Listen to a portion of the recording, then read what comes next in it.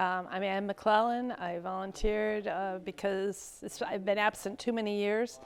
I was very, very active in the 70s and 60s, and the Republican Party kind of died out, and I found it again. And so I wanted to get involved.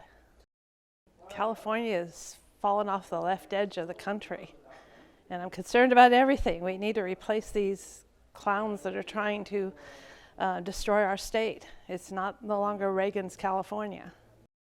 Oh, it's so rewarding. Do it. It's a blessing to be able to be part of the results, to see us replacing bad politics with good politics that reflects the intentions of our founding fathers.